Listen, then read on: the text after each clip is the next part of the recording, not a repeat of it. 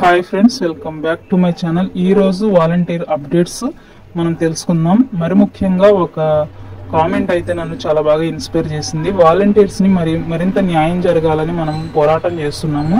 So మన videos మరింత మందికి షేర్ అయ్యేలాగా మీ అభిప్రాయాలను కూడా కామెంట్ రూపంలో తెలియజేయండి. ఒకసారి దుర్గా ప్రసాద్ గారిని ఒక మంచి కామెంట్ అయితే ఇచ్చారు. ఆ కామెంట్ ఏంటో చూద్దాం.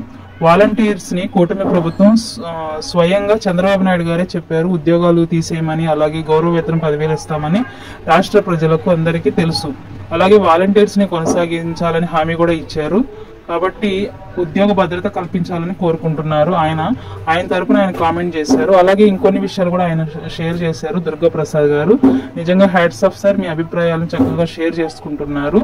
ఏమని ఇంకొక మెసేజ్ ఇచ్చారు అంటే, 50,000 మంది వాలంటీర్స్ కనుక సుప్రీంకోర్టుని ఆశ్రయిస్తే మనకి మేలు జరుగుతుంది. లేకపోతే ఈ యొక్క వాలంటరీ వ్యవస్థను పూర్తిగా కూల్చివేసే దిశగా వారు ఆలోచన చేస్తారని. కాబట్టి ప్రతి ఒక్కరూ 50,000 మంది దాకా సుప్రీంకోర్టుని మాత్రం ఆశ్రయిస్తే తప్పకుండా మనకి న్యాయం జరిగిద్ది. అలాగే అందరూ పోరాడితే మంచి జరుగుతుంది. లేకుంటే వాలంటీర్ వ్యవస్థను మెల్లిగా కాలగర్భంలో కలిపేస్తారు. దేశంలోనే అతిపెద్ద వ్యవస్థగా ఉంది మన వాలంటరీ వ్యవస్థ. 2.60 లక్షల మంది అయితే ఉన్నారు. కాబట్టి ప్రతి ఒక్కరు కూడా రెస్పాండ్ అవ్వండి. మీకు న్యాయం జరిగే వరకు మీరు పోరాటం చేయండి. తప్పకుండా మీకు కూటమి ప్రభుత్వం మేలు చేయాలని మనస్ఫూర్తిగా కోరుకుంటూ, ఇంకా మన ఛానల్ని ఎవరైనా లైక్ చేయకపోతే వెంటనే లైక్ చేసి సబ్స్క్రైబ్ చేయండి.